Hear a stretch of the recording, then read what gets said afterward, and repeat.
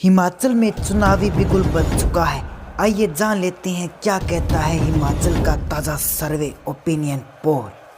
नमस्कार दोस्तों, हिमाचल के चुनाव नतीजे आने में अभी कुछ ही दिन बचे हैं, लेकिन चुनाव नतीजे आने से पहले ही सभी बड़े बड़े दिग्गज नेताओं की रातों की नींद उड़ी हुई है। बड़े बड़े चुनावी सर्वे एजेंसियों और सट्टा बाजार ने अपने अपने स्तर पर सभी मतदान बूथों पर पहुंचकर जनता जनार्दन के मन के बात को जानने की कोशिश की है। उसी के आधार पर कई बड़े बड़े चुनावी सर्वे एजेंसियों और सट्टा बाजार ने अपने रुझानों को देश के सामने रख दिया है। लेकिन इस बार हिमाचल में दो पार्टियों के बीच में सत्ता की लड़ाई न होते हुए इस बार मुकाबला हिमाचल में त्रिकोणीय हो चुका था, क्योंकि इस बार आम आदमी पार्टी ने भी हिमाचल में एंट्री कर दी थी। वह करोड़ों रुपए खर्च करके इस पार्टी ने चुनाव प्रचार प्रसार किया था। क्या आम आदमी पार्टी अपने लोक लुभावने वादों से हिमाचल में अपना झाड़ू चला पाएंगे, या फिर से भारतीय जनता पार्टी हिमाचल की पहाड़ियों पर अपना कमल खिला देगी?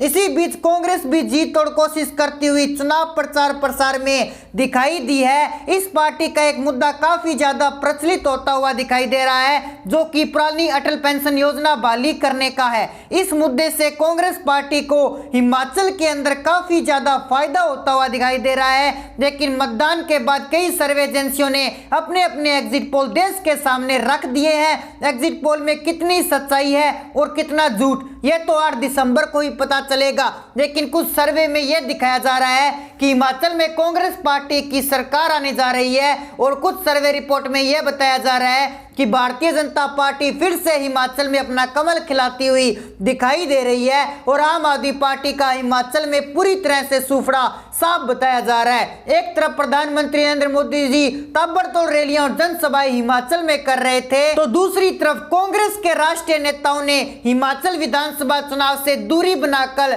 राहुल गांधी की भारत जोड़ो यात्रा को मजबूत बनाने की कोशिश कर रहे हैं। यहां तक कि कांग्रेस अलाकमान ने भी हिमाचल विधानसभा चुनाव से दूरी बना रखी है। केजरीवाल ने भी करोड़ों रुपए खर्च करके हिमाचल में आम आदमी पार्टी का प्रचार प्रसार किया है, और हिमाचल में पैर जमाने के लिए अरविंद केजरीवाल ने भी एड़ी चोटी का जोर लगा रखा है। हिमाचल की 68 सीटों पर सर्वे एजेंसियों में कितनी सीटें मिल रही है, ये जानने के लिए देखिए हमारी ये स्पेशल रिपोर्ट। वीडियो में आगे बढ़ने के लिए कर लीजिए हमारे चैनल को सब्सक्राइब और साथ ही कर दीजिए बेल आइकन को प्रेस।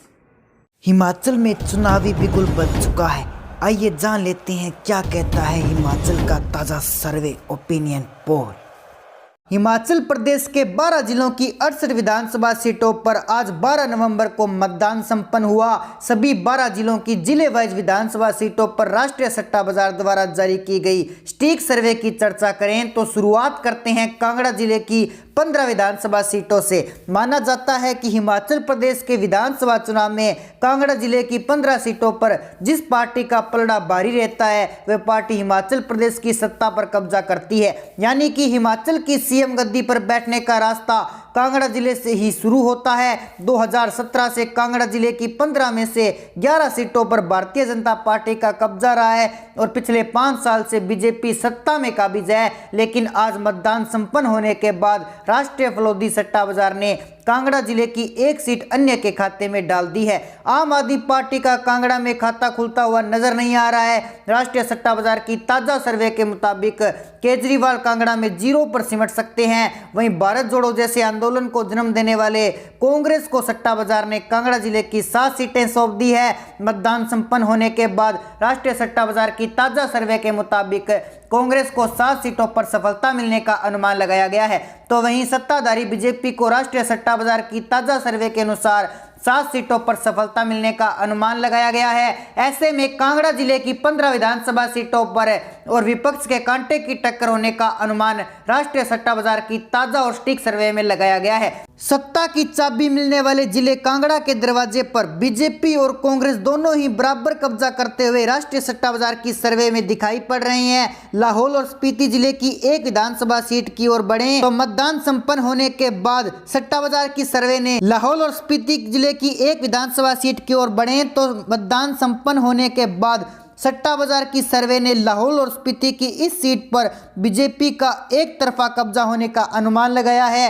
कांग्रेस और केजरीवाल यहां सुपड़ा साफ होता हुआ दिखाई दे रहा है। कुल्लू जिले की 4 विधानसभा सीटों की तरफ बढ़ें तो राष्ट्रीय सट्टा बाजार की ताज़ा सर्वे के अनुसार कुल्लू को किसी भी सीट पर केजरीवाल और अन्य अपना खाता नहीं खोल पाएंगे।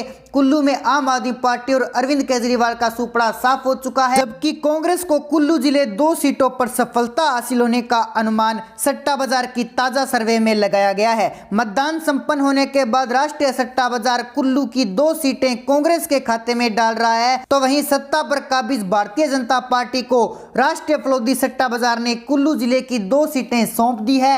सट्टा बाजार की ताजा और सटीक सर्वे के मुताबिक बीजेपी 2 सीटों पर कमल खिलाने में कामयाब हो सकती है। कुल्लू जिले में बीजेपी और कांग्रेस के बीच कांटे की टक्कर होने का अनुमान सट्टा बाजार भी सर्वे में लगाया गया है। हमीरपुर जिले की 5 विधानसभा सीटों की तरफ बढ़ें तो आम आदमी पार्टी और अन्य का सुपड़ा साफ हो चुका है और केजरीवाल के झूठे वादों को हमीरपुर की जनता ने नकार दिया है। तो वहीं आजाद भारत को फिर से जोड़ने का ढोंग करने वाले कांग्रेस पार्टी को राष्ट्रीय फलोदी सट्टा बाजार की सर्वे में हमीरपुर की 1 सीट पर सफलता मिलने का अनुमान लगाया गया है। हमीरपुर में कांग्रेस पार्टी काफी पिछड़ चुकी है और सत्ताधारी भारतीय जनता पार्टी को राष्ट्रीय सट्टा बाजार की ताजा सर्वे के अनुसार हमीरपुर की 4 सीटों पर कामयाबी हासिल हो सकती है। मतदान संपन्न होने के बाद सट्टा बाजार की सर्वे अनुसार बीजेपी 4 सीटों पर कमल खिलाने में कामयाब होगी। वहीं अन्ना जिले की 5 विधानसभा सीटों की तरफ बढ़ें तो अन्य और आम आदमी पार्टी का अन्ना में खाता नहीं खुलेगा और कांग्रेस ने उन्ना में बढ़त बनाते हुए 3 सीटों पर कब्जा कर लिया है।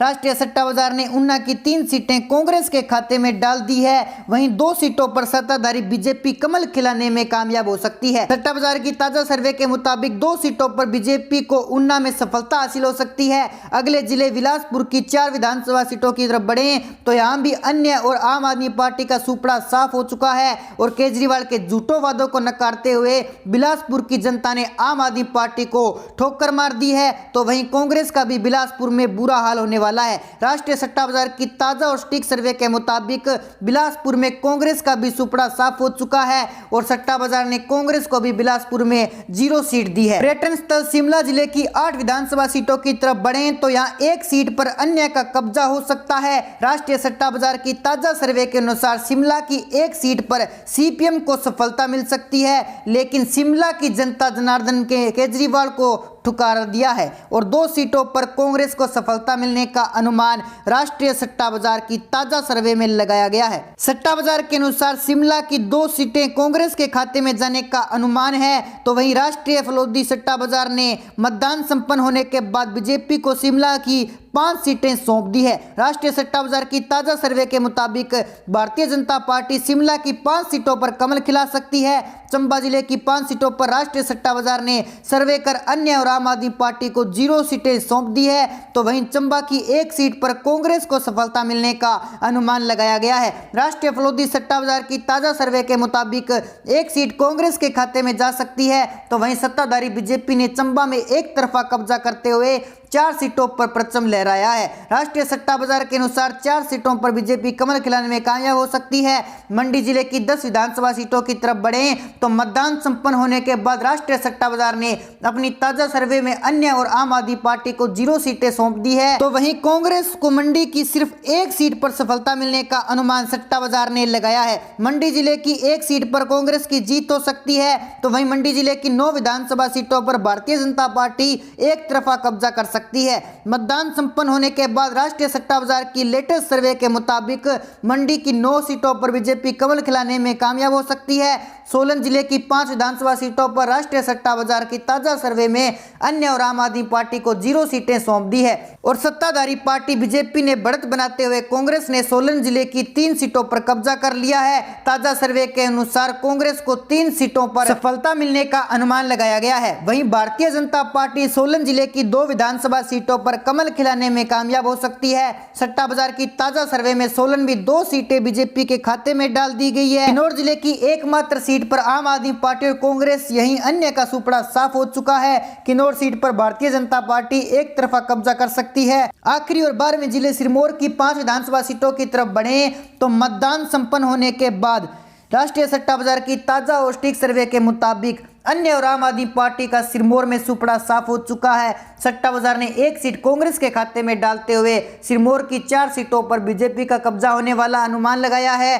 सट्टा बाजार की ताजा और स्टिक सर्वे के अनुसार बीजेपी को 4 सीटों पर कमल खिलाने में कामयाब हासिल हो सकती है। ऐसे में हिमाचल प्रदेश की 68 सीटों पर कहीं कांटे की टक्कर तो कहीं एक तरफा कब्जा होने वाला सियासी लड़ाई हुई है। ओवरऑल हिमाचल प्रदेश की 68 विधानसभा सीटों पर आज 12 नवंबर को मतदान संपन्न होने के बाद राष्ट्रीय सट्टा बाजार की सर्वे भाषा में समझें तो 0 से 2 सीटों पर अन्य का कब्जा रहने वाला अनुमान सट्टा बाजार की ताजा सर्वे में लगाया गया है। तो वहीं आम आदमी पार्टी और केजरीवाल का हिमाचल प्रदेश की सभी 68 सीटों पर सुपड़ा साफ हो चुका है। विपक्ष में बैठी कांग्रेस की तरफ बढ़े तो राष्ट्रीय सट्टा बाजार ने हिमाचल प्रदेश की 20 से 23 सीटें कांग्रेस के खाते में डाल दी है। तो वहीं राष्ट्रीय सट्टा बाजार ने हिमाचल प्रदेश की 44 से 47 सीटों पर भारतीय जनता पार्टी को सफलता मिलने का अनुमान लगाया है। सट्टा बाजार के पोल्स के मुताबिक 44 से 47 सीटों पर बीजेपी कमल खिलाने में कामयाब हो सकती है। हिमाचल प्रदेश में सरकार बनाने के लिए 35 सीटों वाला जादुई आंकड़े की जरूरत पड़ेगी और राष्ट्रीय सट्टा बाजार की ताजा और स्टिक सर्वे के अनुसार भारतीय जनता पार्टी हिमाचल में सरकार बनाने जा रही है। तो दोस्तों, ऐसे में आपकी जो भी राय है आप हमें कमेंट सेक्शन में जरूर बताएं। अगर आपने अभी तक हमारा चैनल सब्सक्राइब नहीं किया तो हमारा चैनल सब्सक्राइब जरूर कर लीजिए। तो मिलते हैं एक नई अपडेट के साथ, तब तक के लिए जय हिंद जय भारत।